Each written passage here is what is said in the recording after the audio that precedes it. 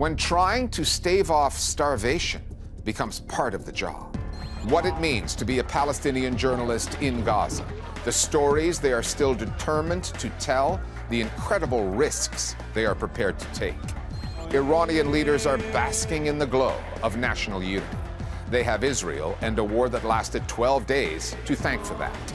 Plus, going underground in Ghana in search of gold, the dangers of artisanal mining there, and the perils of reporting on the story.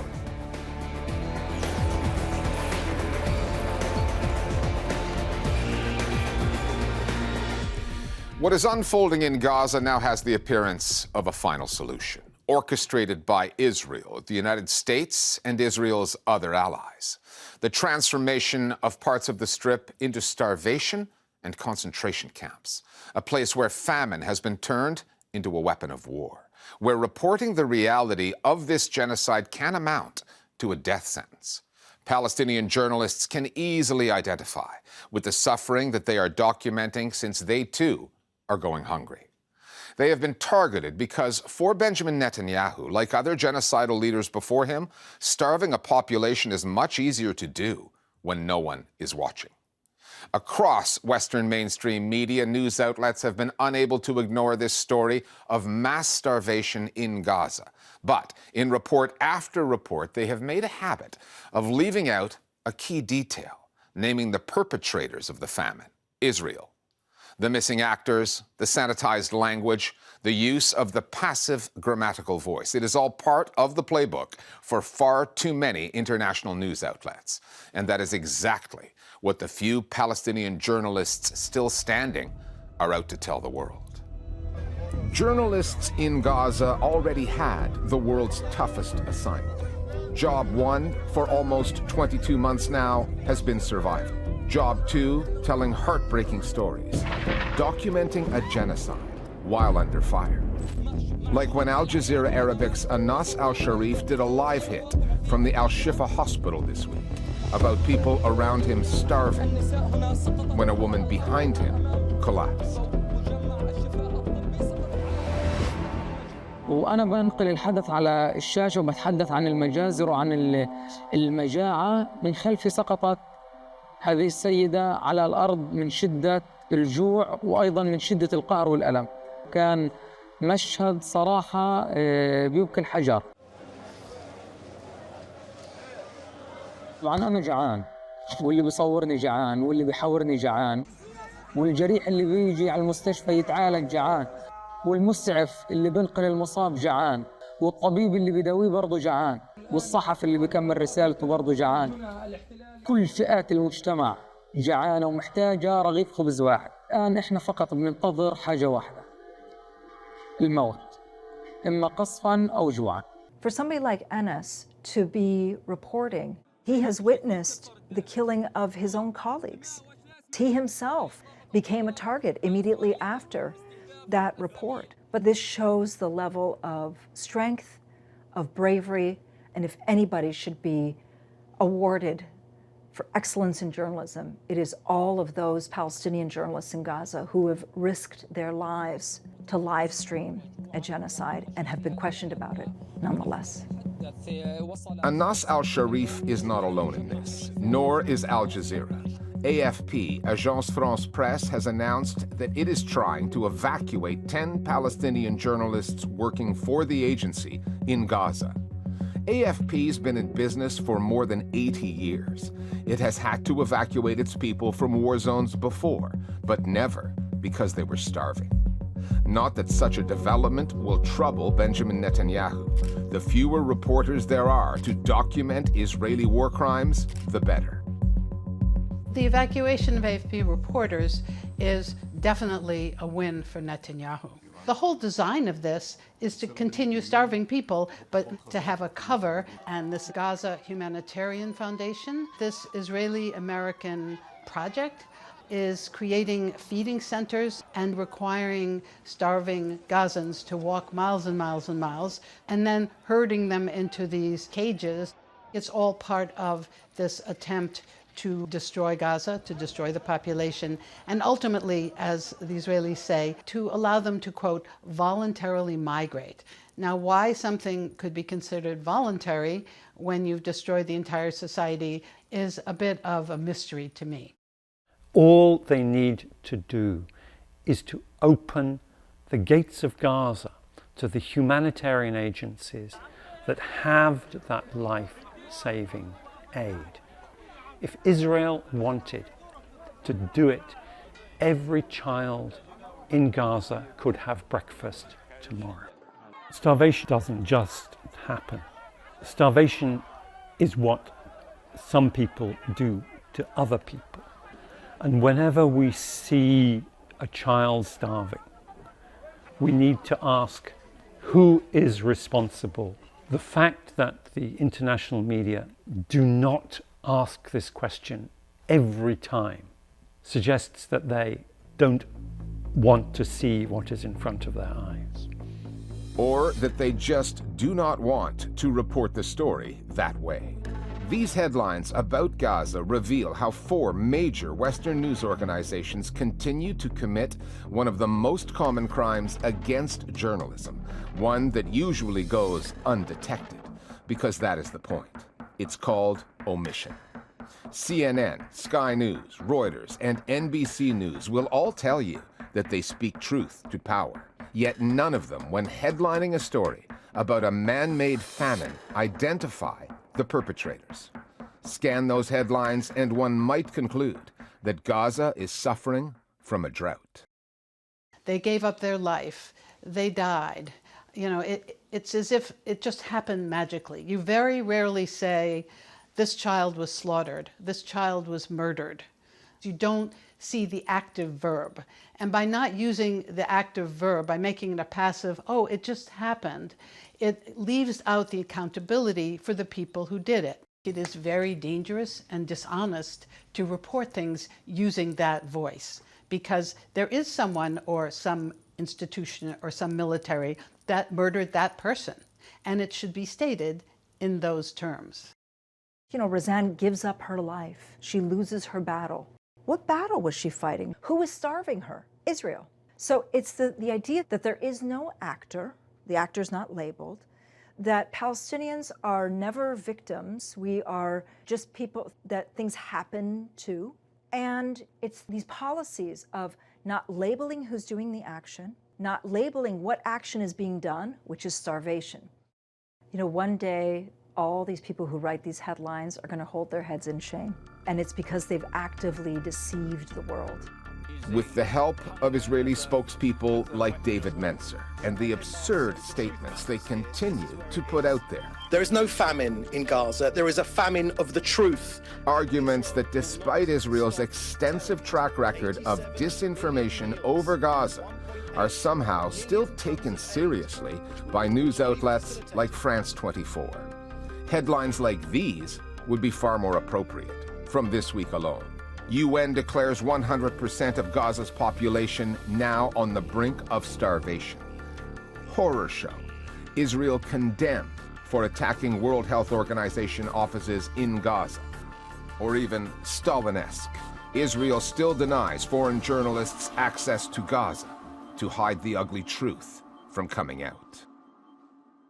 Joseph Stalin famously said, "One man's death from hunger is a tragedy. 1 million deaths is a statistic." And this has been a persistent feature of the way those responsible for famine treat the press. When you hear the UN saying a looming famine, we can't prove a famine, it doesn't mean there is no famine. It means they have not been able to obtain the necessary data. If you cannot get journalists to cover what is happening in a famine, that famine is very likely to continue unchecked, entirely at the behest of those who are perpetrating it. The most important factor in alerting the world to mass starvation is the media. I think it is very easy for people to feel very, very discouraged. But every media report, every time a child's name is named and their story is told, every one of these things is building like a tsunami to make people understand what's going on. This will end. But it will only end if reporters and publishers keep providing the information. And I think we cannot rely only on crowdsourcing and people with their social media and their little iPhones taking pictures of horrific things. We need the big guys to be doing that as well. Rather than just looking the other way, mincing their words and headlines. While reporters like Anas al-Sharif are providing evidence of war crimes every day, knowing that like more than 200 Palestinian journalists before him, the Israelis could well extract the ultimate price from al-Sharif for the work he continues to do by making him pay with his life. عندما سقطت السيدة على الأرض أمام مجمع الشفاء الطبي وأنا على الهواء مباشرة وتأثرت بهذه السيدة وتأثرت بالمواطنين. بعد ساعات من هذا المشهد أصدر الناطق باسم جيش الاحتلال الإسرائيلي بيان وخرج بفيديو يقوم بالتحريض علي بشكل مباشر.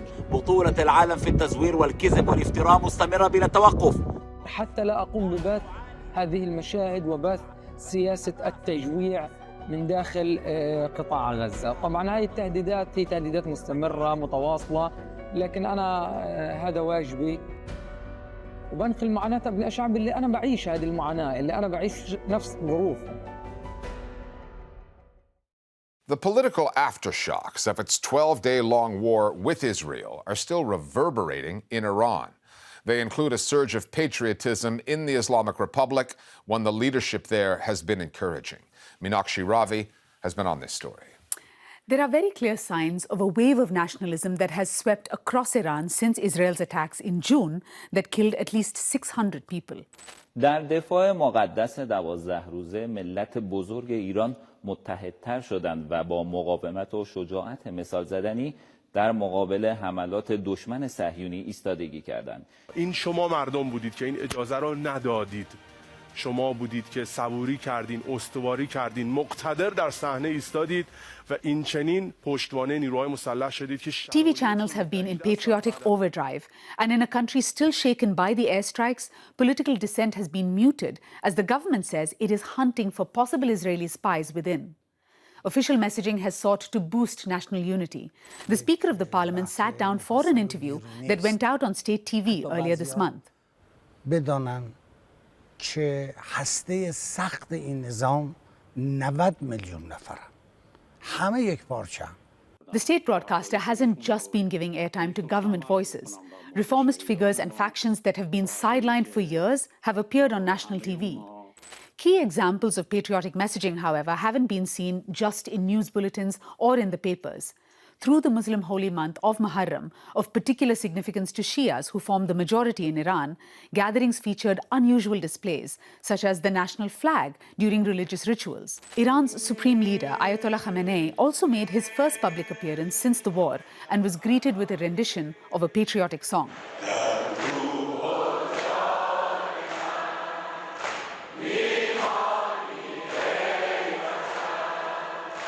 The coming together of religion and nationalistic sentiment isn't unprecedented in Iran.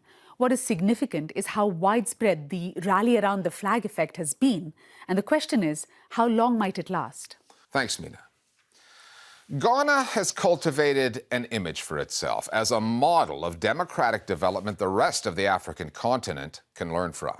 But lurking beneath the surface is a battle over a precious metal.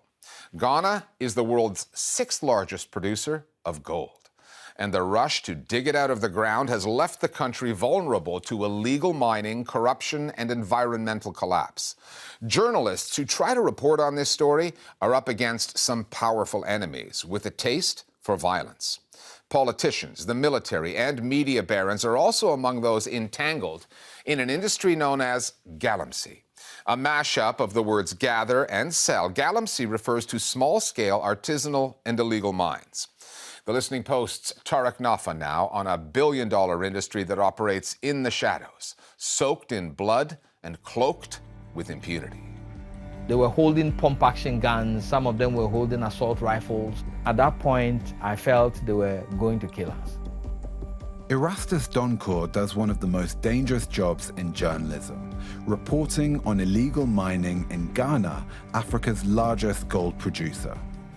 A key part of his work is the stories he hears about the environmental destruction caused by gold mining and the impact it has on local communities. We receive complaints from communities, from chiefs, from farmers, almost everybody. They file complaints with us and ask us to put it under the spotlight. So we received one from a whistleblower in the Ashanti region. There is this company which was using methods that did not conform to conventional ways of mining. So we went to the site, we flew our drone, and we saw that there were environmental infractions on the ground. So whilst we were doing that, we saw over 10 fully armed, heavily built men approaching us, angry. I got series of slaps. One will come from here, slap you from here, then the other will slap you from behind. Armed men resorting to violence against journalists is common in Ghana's notorious Galamsey sector.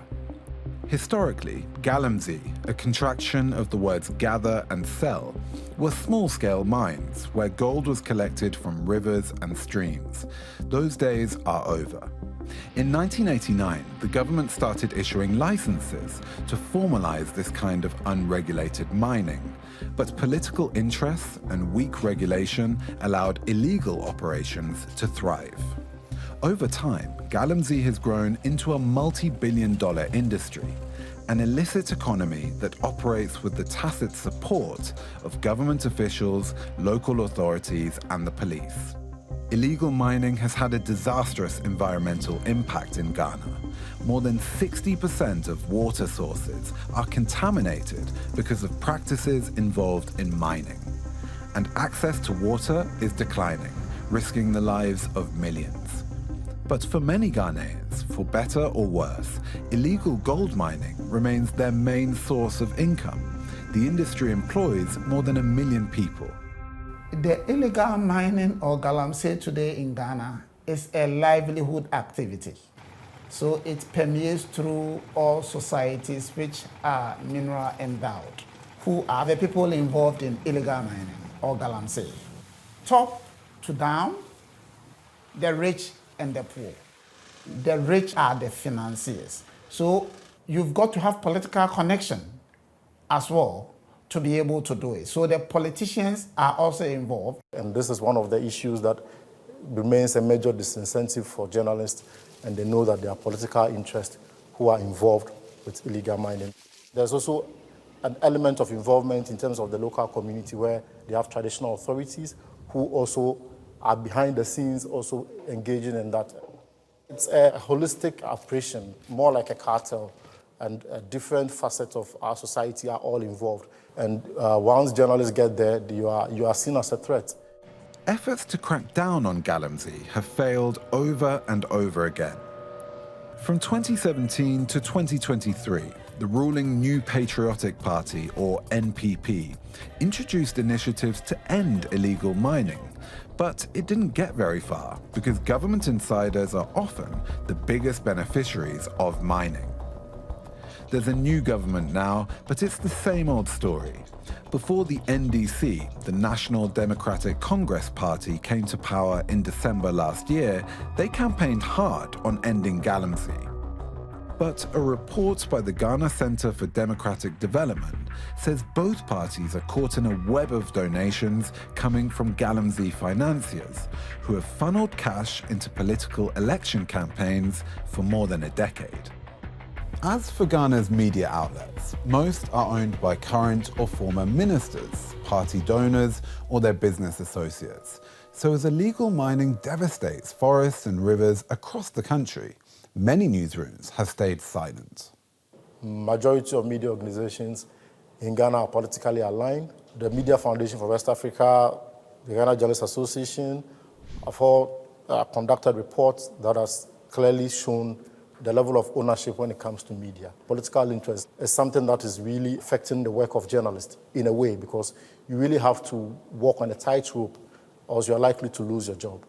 So, for instance, the EIB, which is the Excellent in Broadcasting Media Organization, is owned by Kwabena Dufo. He used to be the governor of Bank of Ghana, during the NDC era, and he was even the Minister of Finance. Such a media organization will not be saying all the negatives of Galamsey activities when the NDC is in power. There's Class Media, which is owned by Seydou Agongo, who is a known NDC personality. And he also has a number of TV stations and radio stations. But let's look at those that are also affiliated with NPP. Freddie Blay and his son, that own the Daily Guide, they are affiliated with NPP government. So definitely his media organizations wouldn't want to say anything negative about NPP. And then there's Bernard Antwi Boziako, known by his alias, Chairman Wontumi. He's a political figure, a member of a regional arm of the NPP, as well as a media owner and mining tycoon. Wontumi's company, Akonta Mining, has faced scrutiny for operating in protected forest reserves and for breaking numerous laws. In May this year, he was charged with engaging in illegal mining by Ghana's Economic and Organized Crime Office and was arrested. Wontumi's media outlets, however, TV channels on which he appears, including to once boast about his collection of gold bars, they cast the entire saga in a very different light.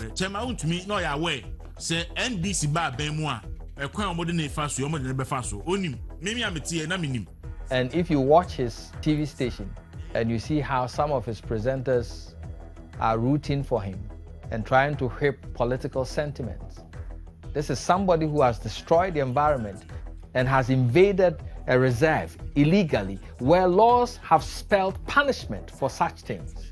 And when he's arrested, there are people who belong to certain group of media fraternities that sing the praises of a particular political party, and look at how they are defending it on social media. Politics, media, and Galamsey is real in Ghana. It is real because political parties are financed through Galamsey money. There are also politicians who own media houses in Ghana. Their reportage on Galamsey will be skewed in line with whether I'm in government or I'm out of government. Wontumi's arrest was framed as a bold move, a signal that the new NDC government is serious about ending Galamsey. But for Ghanaians like Erastus Donkor, it feels more like political theatre, designed to appease citizens while keeping the system intact.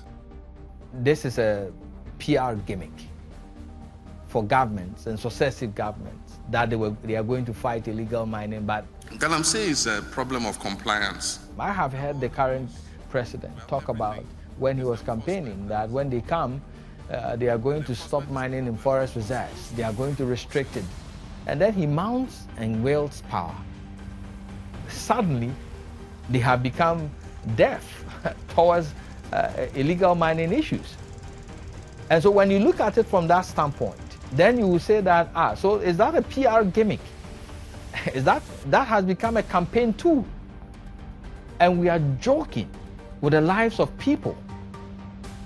And finally, last week, we reported on what looked like a change at the New York Times, an influential pro-Israeli news outlet. The paper published an op-ed written by an Israeli, Omer Bartov, with this headline, "I'm a genocide scholar. I know it when I see it." Allowing an Israeli to argue that what is happening in Gaza is genocidal was out of character for the Times, and this week, the paper published another op-ed titled, "No, Israel is not committing genocide in Gaza." It was written by Bret Stephens, formerly of the Jerusalem Post, who has no legal or academic credentials in this area. He argues that the death toll in Gaza simply is not high enough to make this a genocide. Almost 60,000 Palestinians killed. Tens of thousands more still buried in the rubble.